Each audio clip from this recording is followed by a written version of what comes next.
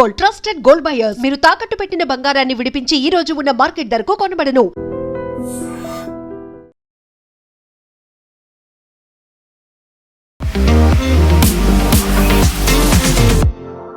నమస్తే, నేను కవిత. Welcome to I dream news and నిజాలు. Bihar CM Nitish Kumar Rajya Sabha MP కాబోతున్నారా? ఎందుకని ఆయన సీఎం నుంచి ఇప్పుడు రాజ్యసభకి వెళ్ళాలని భావిస్తున్నారు? ఒకవేళ ఆయన రాజ్యసభ ఎంపీ అవుతే కేంద్ర మంత్రి కూడా అవుతారా? Then what about Bihar CM ఎవరు అవుతారు? ఎందుకని ఇలాంటి సడన్ డెసిషన్ని నితీష్ కుమార్ తీసుకున్నారు? మనతో పాటుగా ఉన్నారు సీనియర్ జర్నలిస్ట్ సురేష్ కొచ్చాతిల్ గారు. సార్ నమస్తే. నమస్తే. సో మనం బీహార్ గురించి మాట్లాడుకున్నప్పుడల్లా నితీష్ కుమార్ ఆయన ఉన్నటువంటి స్ట్రాటజీస్ కావచ్చు, ఆయన తీసుకునేటువంటి స్టెప్స్ కావచ్చు, వీటన్నిటి గురించి మాట్లాడుకుంటాం. Why this sudden step? ఎందుకని ఇంతకాలం ఆయన సర్వింగ్ సీఎంగా ఉండి ఇప్పుడు రాజ్యసభకి వెళ్ళాలని ఎందుకు అనుకుంటున్నారు? దీనికి ఒక ఆన్సర్ లేదండి. కానీ అమిత్ షా పట్నాల్లో నిన్న ఉన్నారంటే దానికి ఏదో మీనింగ్ ఉంది డెఫినెట్గా. అంటే ఇది ముందే ప్లాన్ చేసుకుని ఉంటారు.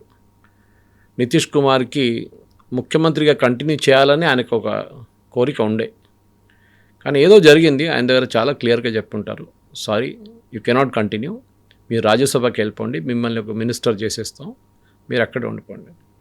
ఇది బీహార్ పాలిటిక్స్లో ఒక బీజేపీ ఒక పెద్ద గేమ్ ఆడబోతున్నారు. కర్ణాటక వర్షన్ 2 లేకుండా మహారాష్ట్ర వర్షన్ 2. ఆల్రెడీ తేజస్వి యాదవ్ నేను కామెంట్ కొట్టారు, బీజేపీ బీహార్లో మహారాష్ట్ర తీసుకొచ్చారని. అదే జరిగింది. అక్కడ షిండే గారు ఉన్నప్పుడు షిండే గారిని పక్కన పెట్టారు, మీకు గుర్తుంటుంది. ఫస్ట్ టైం ఆయన కలిసినప్పుడు ఆయన ముఖ్యమంత్రి చేశారు. ఆయన చాలా హ్యాపీగా ఉండేది. ఫడ్నవీస్ గారు సీనియర్గా ఉండి కూడా ఆయన డిప్యూటీ సీఎంగా ఉన్నారు. బీజేపీ చెప్పారు హ్యాంగ్ ఆన్, ఇప్పుడు ఏం చేయకండి. ఎలక్షన్ వచ్చింది, అసెంబ్లీ ఎలక్షన్, దాంట్లో బీజేపీ బాగా పర్ఫామ్ చేశారు, షిండే కన్నా ఎక్కువ సీట్లు తీసుకున్నారు. ఇప్పుడు ఏం చేస్తారు ఆయన? నేను మళ్ళీ ముఖ్యమంత్రి అవుతానంటే పక్కన కూర్చోండి, మీరు ముఖ్యమంత్రి కాదు, ఈసారి ఫడ్నవీస్ గారు ముఖ్యమంత్రి. అక్కడ మెజారిటీ బీజేపీ చాలా ఎక్కువ మెజారిటీ ఉండే, స్ట్రైక్ రేషియో కూడా చాలా బాగుండే, వాళ్ళు పోటీ చేసే సీట్కి గెలిచిన సీట్లకి రేషియో. బీహార్లో మీరు చూసుంటారు, నితీష్ కుమార్ని పల్టూరామ్ అంటారు, అంటే ఎప్పుడు పల్టీలు కొడుతుంటారని. 20 సంవత్సరాల నుంచి ఆయన ముఖ్యమంత్రిగా ఉన్నారు. నడుమిట్ల కొన్ని రోజులు జీతన్ మాంఝీ ముఖ్యమంత్రి అయ్యారు. Otherwise always it was Nitish Kumar. కానీ ఆయన ఒక పార్టీలో ఎప్పుడు ఉండలేదు, అంటే ఒక అలయన్స్లో ఉండలేదు. ఒకసారి ఎన్డీఏతో ఉంటారు, మళ్ళీ ఇటు కాంగ్రెస్ ఆర్జేడీతో వెళ్ళిపోతారు, మళ్ళీ ఎన్డీఏకి వస్తారు, మళ్ళీ ఆర్జేడీ వైపు వెళ్తారు. అండ్ ప్రతి ఎలక్షన్లో, ఎస్పెషల్లీ లాస్ట్ 2 ఎలక్షన్లో ఎప్పుడు చెప్తూనే ఇది నా లాస్ట్ ఎలక్షన్, నేను ఇంకా పోటీ చేయను, కానీ మళ్ళీ వచ్చి పోటీ చేస్తారు. దాని ఇంగ్లీష్లో టీనా ఫ్యాక్టర్ అని చెప్తారు. ఇప్పుడు దెర్ ఈజ్ నో ఆల్టర్నేటివ్, అంటే ఒక ముఖ్యమంత్రి క్యాండిడేట్ లేరు బీజేపీకి కానీ ఎవరికైనా కానివ్వండి. అది పెద్ద ప్రాబ్లం. ఎందుకంటే బీజేపీకి సుశీల్ కుమార్ మోదీ ఉన్నదాకా ఒక క్యాండిడేట్ ఉండే బీహార్లో, కానీ ఆయన పోయారు. ఆయన పోయిన తర్వాత ఒక ఆల్టర్నేట్ క్యాండిడేట్ బీజేపీలో ఇప్పుడు దాకా రాలేదు. మీ దగ్గర అడిగితే నా దగ్గర అడిగితే క్యాండిడేట్ ఎవరు అంటే మనకు we can't even think. UP కాగానే మనం యూజువలీ యోగి ఆదిత్యనాథ్ అంటాం, దానికన్నా ముందు కళ్యాణ్ సింగ్ ఉన్నారు, చాలామంది ఉన్నారు క్యాండిడేట్స్. ఈవెన్ కర్ణాటక చెప్తే మీరు యదియూరప్ప అంటారు, కానీ బీహార్లో ఏంటి? అది పెద్ద ప్రాబ్లం. ఒక ఎండింగ్. ఇప్పుడు మీరు పట్నాయక్ చూస్తే, నవీన్ పట్నాయక్ ఎన్నో సంవత్సరాల నుంచి ఆయన కూడా ముఖ్యమంత్రిగా ఉన్నారు. మనం ఎప్పుడు అనుకోలేదు ఆయన ముఖ్యమంత్రి పదవి నుంచి ఓడిపోతారు అనుకోలేదు, కానీ ఓడిపోయారు ఈసారి. బహుశా ఏం జరుగుంటుందంటే బీజేపీకి నేను చెప్పాను చూడండి, ఇంకా ఒక గోయింగ్ ఫర్ ద కిల్ అంటాం మనం. ఆర్జేడీ కాంగ్రెస్ని ఫినిష్ చేసేసి నెక్స్ట్ ఎలక్షన్ వచ్చేదాకా, ఎందుకంటే Bihar one of the largest states, లోక్సభకి ఎంపీస్ పంపించేసి నెక్స్ట్ ఎలక్షన్లో 2029 ఎలక్షన్లో చాలా క్రూషియల్గా ఉండబోతుంది బీహార్. సో బీహార్లో 90% సీట్లు గెలవడానికి ఉన్న ప్లాన్ ఉండొచ్చు, ఇది తయారు చేస్తున్నారు బీజేపీ. కాకపోతే ప్రతిసారి ఇప్పుడు మీరు బీహార్లో మహారాష్ట్రను తీసుకొస్తారా, లేకుంటే బీహార్లో కర్ణాటకను తీసుకొస్తారంటే మహారాష్ట్రలోనేమో అక్కడ ఉన్నటువంటి రీజనల్ పార్టీస్ని ముక్కలు చేశారు, కర్ణాటకలో రీజనల్ పార్టీ లేకుండానే చేశారు. ఇప్పుడు బీజేపీ కావచ్చు, కాంగ్రెస్ కావచ్చు, ఉన్నది నేషనల్ పార్టీస్ ఏమైనా వచ్చాయంటే రాష్ట్రాల్లో ఉన్నటువంటి రీజనల్ పార్టీలు, స్థానిక పార్టీలను లేకుండా వైప్అవుట్ చేసేస్తారు. అదే స్ట్రాటజీ ఇప్పుడు బీహార్లో వర్కౌట్ చేస్తోంది అనుకున్నా, లేకపోతే బీజేపీయే రాబోతుంది అంటే దెన్ వాట్ అబౌట్ అక్కడ ఉన్నటువంటి రీజనల్ పార్టీ, దాని అస్తిత్వం అని అంటాం కదా, అది లేకుండా పోతుంది కదా. కర్ణాటకలో ఏం చేశారు? ఒక టైంలో మండ్యా పార్టీ అంటే జేడిఎస్, కుమారస్వామి అండ్ దేవగౌడ ప్రధానమంత్రి కూడా అయ్యారు. దేవర్ అబ్సల్యూట్ రాజాలు అక్కడ. అంటే ఒకటి కాంగ్రెస్ లేకుంటే జేడిఎస్, లేకుంటే వీళ్ళిద్దరు కలిసి పరిపాలిస్తారు. బీజేపీ మెల్లమెల్లగా వచ్చి యదియూరప్ప గారు వచ్చారు, బీజేపీ కొన్ని సీట్లు గెలిచారు. నెక్స్ట్ టైం ఇంకా బాగా పర్ఫామ్ చేశారు. దక్షిణ కన్నడలో బాగా పర్ఫామ్ చేశారు. వెళ్తూ లాస్ట్ బీజేపీ గవర్నమెంట్ ఫామ్ చేశారు. దాని తర్వాత యెదియూరప్ప మీద కరప్షన్ అలిగేషన్స్ అది ఇది జరిగింది. యెదియూరప్ప గారు పార్టీ నుంచి వెళ్ళిపోయారు. కొత్త పార్టీ ఆయన పెట్టుకున్నారు. దాని తర్వాత బీజేపీకి 12% ఓట్లు తగ్గినాయి. ఇదన్నీ స్టోరీ మనకు తెలుసు. కానీ మళ్ళీ యెదియూరప్ప తిరిగి వచ్చారు. ఇప్పుడు బీజేపీ ఆపోజిషన్లో ఉంది. అట్లీస్ట్ ఆపోజిషన్లో ఉంది కదా. కానీ ఏం చేశారు వాళ్ళు? జేడిఎస్ని మెల్లగా వాళ్ళు ఒక పార్టీ విత్ అబ్సల్యూట్ మెజారిటీ ఉన్న పార్టీని తీసుకొచ్చి ఎమ్మెల్యే లేకుండా చేసేసారు. 10 మంది 5 మంది ఎమ్మెల్యేలు చేసేసారు. కుమారస్వామిని తీసుకెళ్ళి యూనియన్ గవర్నమెంట్లో పెట్టారు. ఆయనకు అస్సలు ఇష్టం కాలేదు. ఆయన చాలా క్లియర్గా చెప్పారు ఆయన బాడీ లాంగ్వేజ్లో. కావాలని చేశారు బీజేపీ. కర్ణాటకలో ఉండకూడదు, మీరు ఢిల్లీలో ఉండండి. వాళ్ళ నాన్నగారిని తీసుకొచ్చి రాజ్యసభ మెంబర్ చేస్తారు. ఆయన కూడా ఇక్కడ ఉండకూడదు. బీజేపీ షుడ్ డామినేట్ కర్ణాటక అని. అది ఇప్పుడైతే ఇమీడియట్ కాదు, ఇప్పుడు ఆపోజిషన్లో ఉన్నారు. బహుశా ఇంకా 5 సంవత్సరాలు 10 సంవత్సరాలు they will build up that. Problem ఎక్కడ వస్తుందంటే when you have a triparty contest, అంటే 3 పార్టీలు పోటీ చేస్తున్నారు కవిత గారు, మీకు 33% ఓట్లు వస్తుందనుకుంటాం. రావచ్చు. క్రెడిట్ ఒకరికి 40 వస్తే వాళ్ళు గెలుస్తారు. 40வது వస్తే ల్యాండ్ స్లైడ్ అయిపోతుంది. ప్రాబ్లం ఏంటంటే ఈవెన్ లైక్ తెలంగాణలో లాగానే తెలంగాణలో బీఆర్ఎస్, కాంగ్రెస్, బీజేపీ ఉన్నారు. బీజేపీ స్ట్రాటజీ ఏముండాలంటే బీఆర్ఎస్ని ఫినిష్ చేయాలండి కంప్లీట్గా. కవిత వెళ్ళిపోయింది, కేసీఆర్ గారికి కనిపించట్లేదు, కేటీఆర్ అండ్ హరీష్ రావు మాట్లాడరు ఎక్కువ. అది ఎక్స్ప్లాయిట్ చేయాలంటే చేయలేదు. కర్ణాటకలో చేశారు, అది బాగా చేశారు. కర్ణాటకలో they finished off Yediyurappa completely. యెదియూరప్పని ఫినిష్ చేసిన తర్వాత ఆయన తిరిగి వచ్చారు. మళ్ళీ ఆయనకు అర్థమైపోయింది వితౌట్ నేను బయట ఉండి నేనేం చేయాలని చెప్పి తిరిగి వచ్చారు పార్టీలు. ఆ టైంకి ఆయన పొజిషన్ కొంచెం వీక్ అయిపోయింది. ఇప్పుడు ఆయన కొడుకు వాళ్ళు ఉన్నారు అక్కడ, వాళ్ళు నడిపిస్తారు. కానీ బీజేపీకి స్ట్రాంగ్ లీడర్స్ లేరు కర్ణాటకలో ఇప్పుడు. అదే టైంలో మహారాష్ట్రలో చూడండి ఏం చేశారని. షిండేని ముంబై మున్సిపల్ కార్పొరేషన్ ఎలక్షన్ వచ్చినప్పుడు, అంటే మున్సిపల్ కార్పొరేషన్ ఎలక్షన్ మహారాష్ట్రలో వచ్చినప్పుడు ఒక 2 నెలల ముందు బీజేపీ వాళ్ళతో పొత్తు పెట్టుకోలేదు. చాలా తక్కువ, ఎక్సెప్ట్ ముంబై ఎక్కడ పొత్తు పెట్టుకోలేదు. వాళ్ళు నాకు అక్కర్లేదు అన్నారు. ఆలోచించాడు. ఒక టైంలో ఆయన ముఖ్యమంత్రి ఉండే. మీరు పూణే చూడండి, పింప్రి చించ్వాడ్ చూడండి, నవీ ముంబై చూడండి, మొత్తం బీజేపీ తీసుకెళ్ళిపోయారు కంప్లీట్గా, వైపౌట్ చేసేసారు. షిండే ఎక్కడ లేకుండా లాస్ట్లో షిండే ఏమైనా డ్రామా చేశాడు.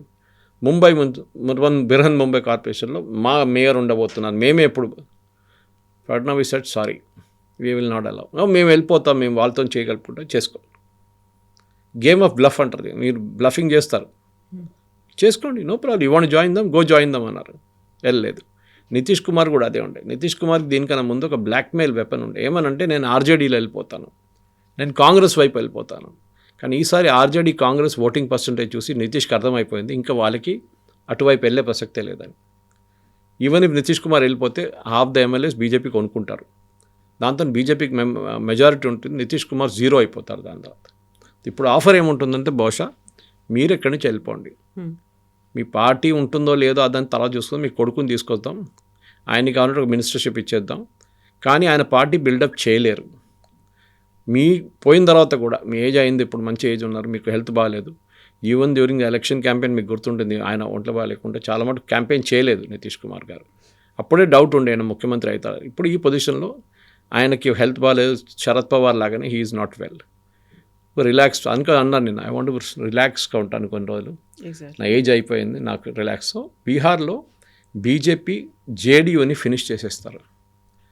ఫస్ట్ స్టెప్ వాళ్ళు కొంతమంది ఎమ్మెల్యేలు వాళ్ళ వైపు తీసుకుంటారు. 2/3 మెజారిటీ ఉండాలి, ఎందుకంటే మీకు యాంటీ డిఫెక్షన్ లా బీట్ చేయాలంటే. దాంట్లో చాలామంది నిన్ననే గొడవ చేశారు. అక్కడ మీరు చూసుంటారు, మేము సూసైడ్ చేసుకుంటాం, మేము తగలబెట్టుకుంటాం, నితీష్ కుమార్ గారు వెళ్ళకూడదంటే ఆయనే పట్టించుకోలేదు. పక్కన అమిత్ షా గారితో నాకు ఫోటో కూడా ఉండే వాళ్ళ పేపర్లలో ఇట్లా నామినేషన్ ఫైల్ చేస్తుంది రాజ్యసభ. కొంతమంది నా అడిగారు ఏంటి అమిత్ షా వెళ్ళి కూర్చున్నాడు పక్కన అంటే, నేను చెప్పాను మా ఆయనకు భయం ఉండే, ఈయన ఎక్కడైనా పారిపోతాడేమో, దానికోసం పక్కన కూర్చున్నాడు, పక్కన కూర్చొని ఫిల్ చేయించాడు ఫామ్. అది ఇప్పుడు రాజ్యసభ కంప్లీట్, సీఎం పదవి ఇది కాగానే రిజైన్ చేసేస్తారు. కొత్త ముఖ్యమంత్రి బీజేపీ సెలెక్ట్ చేసుకుంటారు, ఎందుకంటే బీజేపీకి ఇప్పుడు లీడర్షిప్ తక్కువ లేదు, సూపర్ స్టార్స్ లేరు, అదే ప్రాబ్లం. శివరాజ్ సింగ్ చౌహాన్ ఉన్న మధ్యప్రదేశ్లో ఆయనే ఎలక్షన్ కల్పించారు. ఆయన కూడా ఎన్ని సంవత్సరాలు ఆల్మోస్ట్ 20 years రూల్ చేశారు. కానీ ఆయన ముఖ్యమంత్రి చేయలేదు. ఆయనకి సెంట్రల్ గవర్నమెంట్లో పంపించి యూనియన్ గవర్నమెంట్లో మినిస్టర్ చేశారు. ఇక్కడ కొత్తగా ఆయన తీసుకొచ్చారు. ఛత్తీస్గఢ్లో రమన్ సింగ్ అబ్సల్యూట్ కింగ్ ఉండే ఒక టైంలో, ఆయన కూడా పక్కన పెట్టేసి కొత్త లీడర్షిప్ని తీసుకొచ్చారు. మీరు హర్యానాలో అదే చేశారు. ఓకే, రాజస్థాన్లో స్కిండియా ఫ్యామిలీ వసుంధరా రాజే ఆమెని ఇవ్వలేదు, ఆమెకు ఛాన్సే ఇవ్వలేదు. అట్లాంటి పరిస్థితుల్లో బీజేపీ ఏం చేస్తున్నారు, నెక్స్ట్ జనరేషన్ లీడర్స్ని తీసుకొస్తున్నారు. నితిన్ నబీన్ ఎవరని కూడా మనకు తెలియదు, ఆయన పేరు చెప్పేదాకా దట్ బీజేపీ పార్టీ ప్రెసిడెంట్ కాబోతున్నారని. So next generation change possible ఇప్పుడు జరుగుతుంది. 2029 ఎలక్షన్కి తయారవుతున్నారు బీజేపీ. ఇప్పుడు వచ్చిన సర్వేల ప్రకారం, ఇప్పుడు వచ్చిన ఒపీనియన్ పోల్స్ చూస్తే state of the nation India today చేసినంత బీజేపీకే ఆన్ దర్ ఓన్ 287 సీట్లు వస్తుంది అంటున్నారు. కానీ వాళ్ళు 300కైనా ట్రై చేస్తారు 100%. దాంట్లో చాలా క్రూషియల్ స్టేట్ బీహార్. యూపీ ఇప్పుడు ఎలక్షన్ రాబోతుంది 2027, దాంట్లో చాలా క్లియర్గా తెలిసిపోతుంది. అండ్ దాంట్లో కూడా యూపీలో, బీహార్లో బీజేపీ స్వీప్ చేస్తారు. దాంట్లో లాస్ట్ టైం యూపీ పెద్ద ప్రాబ్లం ఉండే అపార్ట్ ఫ్రమ్ మహారాష్ట్రలో సీట్లు చాలా ఓడిపోయారు. ఈసారి జరగదు, బికాస్ ఎన్సీపీ ఇటువైపు వచ్చేసారు. శరద్ పవార్ ఎన్సీపీ చాలా వీక్ అయిపోయింది. అజిత్ పవార్ గారు లేరు కరెక్ట్, కానీ సింపతి ఉంటుంది ఆయన కోసం. సో బీజేపీ మహారాష్ట్రలో వాళ్ళు అట్లీస్ట్ లాస్ట్ టైం కన్నా ఒక 8 సీట్లు 9 సీట్లు ఎక్కువ తీసుకొస్తే కూడా కంఫర్టబుల్గా అయిపోతారు. బీహార్లో 80% సీట్లైనా గెలవాలి if going by the assembly poll results. యూపీలో అదే జరిగితే then BJP is through with 280, 290 దాకా వెళ్ళిపోవచ్చు వాళ్ళు ఆన్ దర్ ఓన్. ఎన్డీఏతో ఎట్లయినా 300 క్రాస్ చేస్తుంది. నేను అనుకుంటా బహుశా మీ అడిగిన ప్రశ్నకి ఇదే. Apart from that A reason కనిపించట్లేదు ఇప్పుడు సడన్గా నితీష్ కుమార్ని తీయాల్సింది. ఒకటే ఏంటంటే అక్కడ గవర్నర్లు కూడా కొంతమంది షఫిల్ చేసిన అనుకున్నా, ఈయన గవర్నర్ చేస్తారేమో అనుకున్నాను. నిన్న చూస్తే రాజ్యసభ నామినేషన్ ఫైల్ చేసిండ. సో గవర్నర్గా వెళ్ళారు ఆయన, విల్ బీ రాజ్యసభ మెంబర్. బహుశా అక్కడే రిటైర్ అయిపోతారు ఆయన. దీనికన్నా ముందు అగ్రికల్చర్ మినిస్టర్, రైల్వే మినిస్టర్ అన్నారు కదా. అవును. మోదీ థర్డ్ టైం పీఎం అవ్వడానికి వాళ్ళకి కావాల్సినటువంటి మెజారిటీ లేకపోతే ఆ గవర్నమెంట్ నిలబడడానికే కీలకమైనటువంటి పర్సన్ నితీష్ కుమార్. వాళ్ళ ఎంపీలతో సపోర్ట్తోనే ఇప్పుడు ఆ గవర్నమెంట్ నడుస్తోంది అనేది ఒక అనివార్యమైనటువంటి పరిస్థితి అక్కడ ఉంది అనుకున్నప్పుడు ఈయన సపోర్ట్ చాలా అవసరం. బట్ అలాంటి పర్సన్నే రాష్ట్రంలోంచి తప్పించి తీసుకెళ్ళి అక్కడ పెట్టుకోవాలి అంటే ఇప్పుడు మీరు చూడండి, ఈ ఉన్న బీహార్లో ఉన్న జేడీయూ ఎంపీస్ అంతా బీజేపీకి వచ్చేస్తారు. Don't be surprise. ఇప్పుడు ఇమ్మీడియట్గా జరగకపోవచ్చు, 4 నుంచి 6 నెలల లోపల వచ్చేస్తారు. దీనికి ఒక స్ట్రాటజీ ఉంది ఒకటి. నితీష్ కుమార్ చాలా క్లియర్గా తెలుసు, ఆయన ఆయన సపోర్ట్ విత్డ్రా చేస్తే కూడా మోదీ గవర్నమెంట్ పడదు. బికాస్ చంద్రబాబు నాయుడు ఉన్నారు అటువైపు. చంద్రబాబు నాయుడు టీడీపీ సపోర్ట్తో డెఫినెట్గా they will win. Chandrababu Naidu వెళ్ళిపోతాడా అని చాలా రోజులు చాలామంది అడుగుతుండే కూడా. రేపు సడన్గా సపోర్ట్ విత్డ్రా చేస్తారు. ఆయన కూడా దీనికన్నా ముందు 2-3 సార్లు చేసిండు కదా మోదీ గారితో. అట్లనే లాస్ట్ మినిట్లో ఏదైనా చేస్తారంటే చేయరు. దానికి కారణం ఒకటి ఉంది, పవన్ కళ్యాణ్ ఇస్ ఒక ఫ్యాక్టర్. మోదీ ఫ్యాక్టర్ ఏంటంటే మోదీ కన్నా అగ్రెసివ్ హిందుత్వం పవన్ కళ్యాణ్ దగ్గర ఉంది. So as long as Pawan Kalyan అక్కడ ఉన్నదాకా Chandrababu Naidu will not move. ఆయన ఎన్డీఏ నుంచి బయటికి రారు. ఇప్పుడు రావడానికి ప్రసక్తి లేదు, ఎందుకంటే కాంగ్రెస్ అంత వీక్ అయిపోయింది అక్కడ. ఆంధ్రాలో అయితే కాంగ్రెస్ లేదనుకోండి అసలు. ఇటువైపు తెలంగాణలో ఒకటే ఉంది, కర్ణాటకలో ఉంది. ఈ పరిస్థితుల్లో నితీష్ కుమార్ చాలా క్లియర్గా తెలుసు, మా పార్టీ నుంచి నేను బ్లాక్మెయిల్ కూడా చేయలేను. ఏమనంటే బీజేపీ ఎంపీలన్నీ ఎత్తుకపోతారు. అది ఇప్పుడే జరగబోతుంది. అది formally I won't be surprise. సంవత్సరం తర్వాతనో 2 సంవత్సరాల్లో జేడీయూ అనే పార్టీ చాలా చిన్న పార్టీగా అయిపోతుంది అక్కడ బీహార్లో. And it will be a direct contest, RJD versus BJP. Congress కూడా ఉండరు. కాంగ్రెస్ కూడా అక్కడ అసలు ఓవైసీ వచ్చిన తర్వాత ముస్లిం ఓట్లన్నీ ఓవైసీ తీసుకెళ్ళిపోయారు బీహార్లో. కాంగ్రెస్కి అసలు అక్కడ ఛాన్సే లేదు నెక్స్ట్ టైం. సో బహుశా ఇదే రీజన్ ఉండొచ్చు, నాకు ఇంకే రీజన్ కనిపించట్లేదు. ఎందుకంటే ఇంత మేజర్ ఒక మార్పు, ఎలక్షన్ లేదు, ఏం లేదు అక్కడ. ఇప్పుడు ఎందుకు జరిగింది అనేది, ఇది 2029 ఎలక్షన్ ముందు జరుగుతుండే I would have been not surprised. Okay, ఎలక్షన్తో సంబంధం ఉంది, ఎలక్షన్ ఇంకా ఉన్నాయి కదా, టైం ఉంది కదా. వీఆర్ ఓన్లీ ఇన్ 26, ఇంకా 3 సంవత్సరాలు ఉన్నాయి మోదీ గారికి నెక్స్ట్ టర్మ్కి. ఇప్పుడు ఎందుకు చేశారంటే నాకు అనిపిస్తుంది ఇదొకటే, ఒక కుషన్ వాళ్ళకి వచ్చేస్తుంది బీజేపీకి. దట్ మా దగ్గర కంఫర్టబుల్లీ ఆన్ అవర్ ఓన్ మాకు ఎంపీస్ ఉన్నారు, ఇప్పుడు అలయన్స్ అక్కర్లేదు మాకు. ఆఫ్ కోర్స్ నాయుడు ఉంటారు, చంద్రబాబు నాయుడు గారు ఉంటారు, కానీ టెన్షన్ ఉండదు అంతా బీజేపీ. అది నాకు అదొకటే రీజన్ కనిపిస్తుంది ఇప్పుడు. స్టేట్లో, కౌన్సిల్లో, అసెంబ్లీలో 2 చోట్ల ఆయన రిప్రజెంట్ చేశారు. ఆ తర్వాత పార్లమెంటరీ లోక్సభలో రిప్రజెంట్ చేశారు. ఒక చెయ్యంది ఓన్లీ రాజ్యసభ కాబట్టి అక్కడ కూడా చేసేస్తే 4 హౌసెస్ని నితీష్ కుమార్ రిప్రజెంట్ చేసినట్టుగా అవుతుంది. కాబట్టి ఆయన రాజ్యసభకు వెళ్తున్నారు అనే మాట ఆయన చెప్పుకున్నప్పటికీ, లెటర్లో అది రాసుకుంటున్నప్పటికీ కూడా అది క్లియర్‌గా జస్టిఫై చేసుకున్నట్టుగా అనిపించట్లేదు.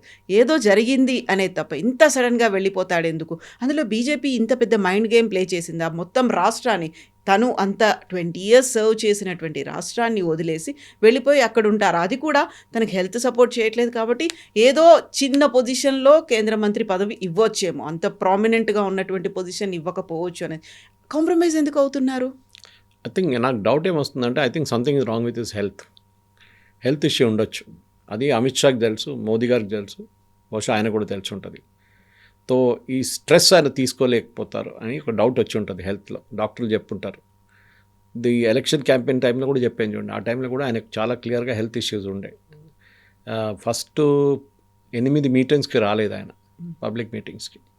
అప్పుడే డౌట్ వచ్చింది ఏదైనా ఇష్యూ ఉందా అంటే. తర్వాత ఆయన అటెండ్ చేసింది కానీ అంత మూడ్లో లేకుండా ఆయన.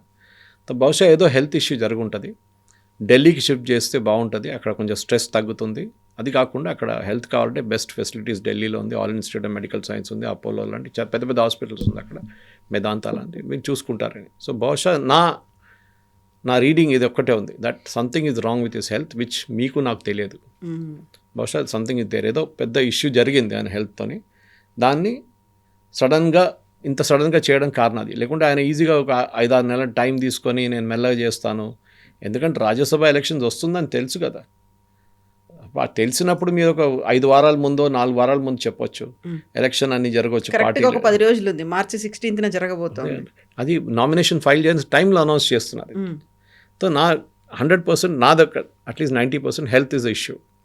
సో ఏదో ఒక ఆయనకి డాక్టర్స్ చెప్పుంటారు, నో మోర్ స్ట్రెస్, ఏదో లైట్ హార్టెడ్ ఏదైనా జాబ్ చేసుకోండి, బెస్ట్ ఇస్ రాజ్యసభ, టెన్షన్ ఉండదు, మీరు వెళ్ళకపోతే కూడా ప్రాబ్లం లేదు. మినిస్టర్షిప్ కూడా బహుశా తీసుకోరు అనుకుంటాను నేను. ఎందుకంటే మళ్ళీ అక్కడ వస్తే మళ్ళీ మినిస్టర్షిప్లో మళ్ళీ ట్రావెలింగ్ ఉంటుంది, స్ట్రెస్ ఉంటుంది, ఇనాగ్రేషన్ ఉంటుంది, అది ఉంటుంది, ఇది ఉంటుంది, క్యాబినెట్ మీటింగ్ ఉంటుంది. బహుశా అది కూడా తీసుకోరు. తీసుకుంటే జరగవచ్చు. ఎందుకంటే మొన్న మా కొన్ని గ్రూప్స్లో ఆర్గ్యూ చేస్తున్నారు, ఆయన ఉప ప్రధానమంత్రి చేస్తారని చెప్పాను. కాదు, ఈ will not. First of all అది కాన్స్టిట్యూషనల్ పోస్ట్ కాదు. మన దగ్గర కూడా ఉప ముఖ్యమంత్రి ఉన్నారు, అట్లా ఒక పోస్టే లేదు, పదవి లేదు. అది మినిస్టరే. ఆయన designation is only minister. Only వీళ్ళ పార్టీలో చెప్పుకోవడానికి, గవర్నమెంట్లో చెప్పుకోవడానికి ఉప ముఖ్యమంత్రి అంటారు, బట్ అట్లాంటి పదవి లేదు. ఆయన సంతకం కూడా పెట్టలేరు ఉప ముఖ్యమంత్రి అని చెప్పి. ఇది ఉప ప్రధానమంత్రి సర్దార్ పటేల్, మొరార్జీ దేశాయ్, ఎవరు ఇంకా చాలామంది అట్లా, ఈవెన్ ఎల్కే అద్వానీ ఉప ముఖ్యమంత్రిగా ఉన్నారు, ప్రధానమంత్రిగా ఉన్నారు. కానీ ఇప్పుడు జరగదు అది. I don't think it will happen this time. డెఫినెట్గా నితీష్ కుమార్ గారికి ఒక ఇష్యూ ఉంది, బహుశా అది హెల్తే ఉండొచ్చు అని నా అంచనా. సో మార్చి 16న ఎలక్షన్ జరుగుతుంది, ఆ రోజు సాయంత్రం రిజల్ట్స్ వస్తాయి కాబట్టి ఆ తర్వాత రిజల్ట్ని బేస్ చేసుకొని ఆబ్వియస్గా ఆయన గెలుస్తాడు అనేది, రిజైన్ చేస్తాడు అనుకుంటే, రిజైన్ చేసిన తర్వాత what happens next Bihar CM ఎవరు అవుతారు అనుకుంటే, జేడీయూ నుంచి అవుతారా, బీజేపీ నుంచి అవుతారా? ఏం చేస్తారు? బీజేపీ నుంచి. అది ఆల్రెడీ అనౌన్స్ చేశారు నేను, అమిత్ షా గారు, that it will be a BJP CM. దాంట్లో 5 పేర్లు కూడా వస్తున్నాయి బయట. కానీ బీజేపీలో ఎప్పుడు చెప్పలేము. బీజేపీలో మీరు ఎంతోమంది వాళ్ళు వీళ్ళు అని చెప్పి, శివరాజ్ సింగ్ చౌహాన్ వచ్చిన తర్వాత, బయటకు వచ్చిన తర్వాత, ఆయన యూనియన్ మినిస్టర్ చేసినప్పుడు చాలా పేర్లు బయటకు వచ్చినాయి. కానీ సడన్గా ఏదో ఒక పేరు వచ్చేసింది. Exactly, BJP national president Nitin Nabin పేరు కూడా అలాగే వచ్చింది కదా చివరిలో. సో అదే అంటారా. సో బీజేపీలో ఏంటంటే కాడర్ బేస్డ్ పార్టీ. భారతదేశంలో 2 కాడర్ బేస్డ్ పార్టీస్ ఉన్నారు, ఒకటి కమ్యూనిస్టులు, ఒకటి బీజేపీ. కమ్యూనిస్టులు అయితే మ్యూజియంలో పెట్టేశారు వాళ్ళు ఎక్కడ లేరు, వాళ్ళ పరిస్థితి ఇప్పుడు. అట్లాంటి దాంట్లో బీజేపీలో నెక్స్ట్ జనరేషన్, అదే నేను మళ్ళీ రిపీట్ చేస్తాను, నెక్స్ట్ జనరేషన్ లీడర్షిప్ 2029కి ఈ స్టైల్ లాస్ట్ టైం చేసిన తప్పులు ఈసారి కరెక్ట్ చేసుకుంటున్నారు బీజేపీ. ఒకటి, ఎకానమీ ఓకే అని ఉంది, ప్రాబ్లం లేదు. రెండవది, మేజర్ స్టేట్స్ ఎక్కడెక్కడ బీజేపీ లాస్ట్ టైం ఓడిపోయారో అక్కడ బీజేపీ పర్ఫార్మెన్స్ చాలా బాగా మంచిగా పర్ఫామ్ చేస్తున్నారు. ఒకటి మహారాష్ట్ర, నెక్స్ట్ యూపీ, మూడవది బీజేపీ చేతిలో లేని బీహార్. ఇప్పుడు బీజేపీ కంట్రోల్లో వచ్చినప్పుడు బీజేపీకి ఎక్స్క్యూజ్ లేదు, మేము ఎందుకు పర్ఫామ్ చేయలేదని. సో కంఫర్టబుల్, ఎందుకంటే యూపీఏ 80 సీట్లు పంపిస్తారు. 80 చెప్తుంటారు చూడండి, those who win UP will win India అని. అది కరెక్టే. అది మహారాష్ట్ర నెక్స్ట్, చాలా పెద్ద స్టేట్, అక్కడ కూడా చాలా క్రూషియల్గా ఉంటుంది. బీహార్, ఆఫ్కోర్స్ వెస్ట్ బెంగాల్ ఉందనుకోండి, కానీ అక్కడ బీజేపీకి ఈవెన్ 12 సీట్లు వస్తే కూడా చాలు, అక్కడ దే కెన్ స్టిల్ మేనేజ్. కానీ 380 ఈజ్ బీజేపీస్ టార్గెట్, 385 అది రావాలంటే బీహార్లో చాలా ఇంపార్టెంట్. అండ్ బహుశా it must be something Nitish Kumar గారు హెల్తే ఉండొచ్చు. అది కాకుండా I don't think it's a major issue, ఎక్కడో ఏదో ఒకటి జరిగి ఉంటుంది, అది హెల్తే ఉండొచ్చు. అది ఇప్పుడు జేడీయూ మెల్లిగా సైలెంట్ అవుతుంది, సైడ్లైన్ చేస్తోంది బీజేపీ అనుకున్నప్పుడు అక్కడ ఆర్జేడీ ఇంకా ఉంది, లాలూ ప్రసాద్ ఉన్నాడు, తేజస్వి యాదవ్ వీళ్ళందరూ కూడా ఉన్నారు. వాళ్ళకి ఇంకా ఎక్కువ స్ట్రెంగ్త్ వచ్చినట్టు అవుతుంది కదా, ఎందుకంటే వాళ్ళకి ఒక రీజనల్ పార్టీ తప్పుకున్న తర్వాత రీజనల్ పార్టీగా ఇంకా ఎక్కువ ఎమర్జ్ అవ్వచ్చు, మోర్ స్ట్రాంగ్ అవ్వచ్చు, స్ట్రెంగ్త్ వాళ్ళు గెయిన్ అవుతుంది. ఆ టైంలో మళ్ళీ బయట నుంచి వచ్చింది వాళ్ళకి ఇంకొక అస్త్రం అనేది అయితే దొరుకుతుంది. ఒక రీజనల్ పార్టీని చంపేశారు చూడండి, మనమే ఉన్నాము, ఏకైక ఆధారం అంటారా, సోర్స్ అని మనమే అనుకుంటాం, మళ్ళీ నేషనల్ పార్టీ ఎందుకు మనకు అనే ఒక క్యాంపెయిన్ చేయొచ్చు కదా వాళ్ళు. కవిత గారు, మీరు స్ట్రాటజీ వైజ్ చూస్తే నితీష్ కుమార్ పల్టూరామ్ అని ఎందుకు చెప్పారు? ఎందుకంటే ఆయన పార్టీ మార్చుతూనే ఉంటారు, అలయన్స్ మార్చుతూనే ఉంటారు. ఆయన సీన్ నుంచి వెళ్ళిన తర్వాత, ఆయన పార్టీ సీన్లో లేనప్పుడు బీజేపీ వాళ్ళైతే ఆర్జేడీలో వెళ్ళలేరు కదా. Next step will be to finish of RJD. అదే ఉండొచ్చు, ఇంకేం నాకు అసలు ఏం కనిపించట్లేదు. ఒక శివసేనని వీళ్ళు మహారాష్ట్రలో ఎట్లా ఫినిష్ చేశారో బహుశా అదే స్ట్రాటజీ వీళ్ళు ఇక్కడ యూజ్ చేస్తారు. జేడీయూని కర్ణాటకలో, జేడీఎస్ని కర్ణాటకలో ఎట్లా ఫినిష్ చేశారో అదే జేడీఎస్ని ఇక్కడ కూడా ఫినిష్ చేస్తారు. Next target will be Tejashwi Yadav. ఆయన్ని ఇర్రెలవెంట్ చేయడానికి బీహార్ పాలిటిక్స్లో బీజేపీ చాలా కష్టపడతారు. దానికి వాళ్ళ ముఖ్యమంత్రి ఉంటే ఇంకా బాగా చేయొచ్చు. నితీష్ కుమార్ ఉన్నదాకా ఒక రెస్ట్రిక్షన్ ఉంటుంది వాళ్ళ మీద, ఇది ఇప్పుడు రెస్ట్రిక్షన్ ఉండదు, అండ్ డెఫినెట్గా అదే జరగబోతుంది. అండ్ నా అంచనా ప్రకారం నేను అనదర్ 6 నెలల లోపల చూడండి చాలా మార్పులు వస్తాయి బీహార్లో. అది ఏం జరుగుతుందో తర్వాత మనం చెప్పొచ్చు, కానీ ఇప్పటికైతే నా అంచనా ప్రకారం ఇట్ విల్ బీ 2029 టార్గెట్ 2029 అదే ఉండొచ్చు. అండ్ దాంట్లో జేడీయూని కంప్లీట్గా పార్టీ మా వాళ్ళ వైపు తీసుకుంటారు, ఉంటే కొంతమంది ఎమ్మెల్యేలు ఉంటారు అంతే, ఎంపీల్ని మొత్తం ఇటువైపు తీసుకుంటారు. Then it will be a direct fight, Congress కూడా ఉండదు, ఆర్జేడీ వర్సెస్ బీజేపీ. అండ్ దాంట్లో BJP will go all out for 2029 అదే జరగబోతుంది. సో మోస్ట్లీ మార్చ్ ఎండ్ కల్లా బీహార్లో ఒక సీఎం మారుతారు, గవర్నమెంట్ మారుతుంది అనుకున్నప్పుడు లాంగ్ వే టు గో. ఇప్పుడు 26లోనే ఉన్నాం, ఇంకో 3 years సరిపోతుంది అంటారా? ఇప్పటికిప్పుడు ప్రభుత్వాన్ని మార్చడం, సీఎంని మార్చడం ప్రజలు గుర్తుపెట్టుకోరంటారా? లేదు, బీహార్లో అంత పెద్ద ఇష్యూ కాదు. బీహార్లో మీరు కర్పూరి ఠాకూర్ టైం నుంచి చూస్తే, దాని తర్వాత లాలూ ప్రసాద్ యాదవ్ చాలా ముఖ్యమంత్రులు వచ్చారు వెళ్ళారు, కానీ ఎప్పుడు అదొక బీమారు స్టేట్గా ఉండిపోయింది, along with Madhya Pradesh and Rajasthan.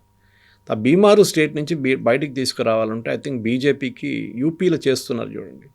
Japanese encephalitis అని చెప్పి ఒక డిజీజ్ ఉండే, మీకు గుర్తుండే, చాలామంది చిన్నపిల్లలు చనిపోతుండే, 10,000 20,000 పిల్లలు చనిపోతుండే ఒక టైంలో. కోవిడ్ ముందు చాలా ప్రాబ్లం ఉండేది, కానీ యోగి ఆదిత్యనాథ్ వచ్చిన తర్వాత ప్రతి జిల్లాలో హాస్పిటల్ కట్టి దాన్ని కంప్లీట్ అట్ సోర్స్ దాన్ని ఫినిష్ చేసేసారు. వాటర్ బోర్న్ డిజీజ్ అది, దాన్ని కంప్లీట్గా ఫినిష్. ఇప్పుడు జాపనీస్ ఎన్సెఫలైటిస్ అనేది కంప్లీట్ మాయమైపోయింది యూపీ నుంచి, ఉండొచ్చు అక్కడెక్కడ, కానీ మోరోలెస్ ఫినిష్డ్. ఆ క్వాలిటీ ఆఫ్ లైఫ్ చాలా ఉంటుంది. ఎందుకని అందరినీ మీరు ఎవరైనా తిట్టాలనుకుంటే చేయకూడదు యాక్చువల్లీ, కానీ చాలా ఏం చేస్తారు చాలామంది, నువ్వు బీహారీవాడు అంటారు. It is like an insult, నీకేం రాదు, నువ్వు పనికి రాదు. నేను చెప్పట్లేదు, డిఎంకే పార్టీ వాళ్ళు చెప్తున్నారు, మీరు చూసుంటారు తమిళనాడులో, మా టాయిలెట్ క్లీన్ చేయడానికి బీహార్ నుంచి వస్తారు, యూపీ వాడు వచ్చి పానీపూరి అమ్ముతాడు. ఇది వాళ్ళ ఒక లాజిక్. అది ఎందుకండి? అది Biharis are equally good, largest number of civil servants qualified Bihar నుంచి. చాలా వరకు మన తెలుగు స్టేట్స్లో అందరూ వచ్చిన వాళ్ళంతా బీహార్ నుంచి వచ్చినటువంటి సివిల్ సర్వెంట్సే ఉన్నారు అనేది కరెక్ట్. సో ఎందుకు అది అంటే వాళ్ళు ఒక లెవెల్లో పర్ఫామ్ చేయగలుగుతున్నారు మళ్ళీ, కానీ వాళ్ళది హెల్త్ కేర్ కానీ వాళ్ళ బేసిక్ ఎడ్యుకేషన్ కానీ చాలా దారుణం ఉంది ఇప్పుడు కూడా. మనం ఆల్రెడీ వీఆర్ అట్ ద కొన్ని స్టేట్స్ ఎక్కడికో వెళ్ళిపోయినాయి ముందుకు, బీహార్ ఇప్పుడు కూడా వెనకబడి ఉన్నాయి. దాన్ని కరెక్ట్ చేసుకోవడానికి బీజేపీకి ఒక ఎక్స్క్యూజ్ ఇక్కడ లేదు. ఇక వాళ్ళ ముఖ్యమంత్రి చైర్లో కూర్చున్నప్పుడు వాళ్ళు చెప్పాల్సిందే. ఢిల్లీలో చూడండి, రేఖా గుప్తా వచ్చిన తర్వాత వాళ్ళు కరెక్షన్ చేస్తున్నారు. వాళ్ళు హాస్పిటల్స్ ఉండొచ్చు, ప్రైమరీ హెల్త్ సెంటర్స్ ఉండొచ్చు, గంగా క్లీనింగ్ ఉండొచ్చు, వాటర్ సప్లై ఉండొచ్చు. ఎక్స్క్యూజ్ లేదు. Once your sitting on the chair, sorry ఇప్పుడు బీజేపీ చెప్పలేరు కేజ్రీవాల్ చేయలేదు, వాళ్ళు చేయలేదు, మీరు చేయాల్సింది కథ. బీహార్లో కూడా అదే జరుగుతుంది. బీహార్లో నితీష్ కుమార్ చేశాడు, మేమేం చేయాలి, ఆయన ముఖ్యమంత్రి, సారీ ఇప్పుడు అది లేదు ఎక్స్క్యూజ్. మీ ముఖ్యమంత్రి మీ చైర్లో కూర్చున్నారు, ఇప్పుడు మీరు ఇంప్రూవ్ చేయండి. సో బహుశా వాటిని ఏం చూస్తా అంటే చాలా మటుకు ఇన్ఫ్రాస్ట్రక్చర్ స్పెండింగ్ బీహార్లో విపరీతమైన పెరుగుతుంది దాంతో. And I won't be surprised along with next national elections Kavita garu, బీహార్లో అసెంబ్లీ ఎలక్షన్ జరగవచ్చు, దానికన్నా ముందు కూడా జరగవచ్చు. ఇదే టెంపోలో తీసుకెళ్తే బీజేపీకి జేడీయూ లేకుండానే వాళ్ళు ఆన్ దేర్ ఓన్ ఎక్కువ సీట్లు పోటీ చేసి వాళ్ళు సింపుల్ మెజారిటీ తెచ్చుకుంటారు. దాని తర్వాత వాళ్ళకి జేడీయూ కూడా అక్కర్లేదు. నితీష్ కుమార్ని అందరు మర్చిపోతారు. ఎట్లా నవీన్ పట్నాయక్ని మర్చిపోయారు అప్పుడు, అట్లనే నితీష్ కుమార్ గారిని కూడా మర్చిపోతారు. Then what about Congress? కాంగ్రెస్కి బీహార్లో మీకు తెలిసిందే వాళ్ళ పరిస్థితి, వాళ్ళు they are very weak in Bihar, extremely weak. యూపీలో కూడా నాకు డౌట్ ఉంది, ఎందుకంటే అఖిలేష్ యాదవ్ అటు లేని ఇటు లేని మాట్లాడుతున్నారు ఇప్పుడు ప్రతి ఇష్యూ మీద. మొన్న అది ఏఐ ఇంపాక్ట్ సమ్మిట్లో ప్రొటెస్ట్ చేసినప్పుడు, టీషర్ట్లని ఇప్పేసి బనియన్లో ప్రొటెస్ట్ చేసినప్పుడు దాన్ని ఫస్ట్ ఖండించింది అఖిలేష్ యాదవ్. ఎందుకు? అక్కడే ఒక సైన్ వచ్చేస్తుంది, అఖిలేష్ కూడా తెలిసిపోతుంది. See, మీరు ఒక 12 నుంచి 16% ఓట్లు తీసుకురాకపోతే యు ఆర్ ఎ లయబిలిటీ. మీరు 3 నుంచి 4 నుంచి 5% ఓట్లు తీసుకొని ఏం చేసుకుంటారు? మీ ప్రైమ్ థింగ్ ముస్లిం ఓట్ బ్యాంక్, అది ఎక్కడ చూసినా ఓవైసీ వచ్చి తీసుకెళ్ళిపోతున్నాడు. మీ ఓవైసీని బీ టీం అంటారు బీజేపీది. ఇప్పుడు రాజ్యసభ ఎలక్షన్ కోసం మీరు ఓవైసీని వాడుకున్నారు తెలంగాణలో, అప్పుడు ఎవరు బీ టీం అండి? ఓవైసీ ఈజ్ ప్లేయింగ్ పాలిటిక్స్, ఆయన పాలిటిక్స్ ఆయన ఆడుతున్నాడు. ఎక్కడ కావాలంటే నవీన్ కుమార్ యాదవ్ని జూబ్లీ హిల్స్లో సపోర్ట్ చేశారు, నేను కాంగ్రెస్ని సపోర్ట్ చేయలేదు అంటున్నారు. సో అదే పార్టీ. సో జేడీయూ పాసిబుల్ అదే చెప్తాను, జేడీఎస్ స్టేట్కి వచ్చేస్తారు. కర్ణాటకలో జేడీఎస్ ఏ పరిస్థితిలో ఉన్నారు ఇప్పుడు, అదే పరిస్థితి. History is repeating itself again, అదే జరుగుతుంది. Yes sir, thank you so Thank you very much sir, much. Thank you.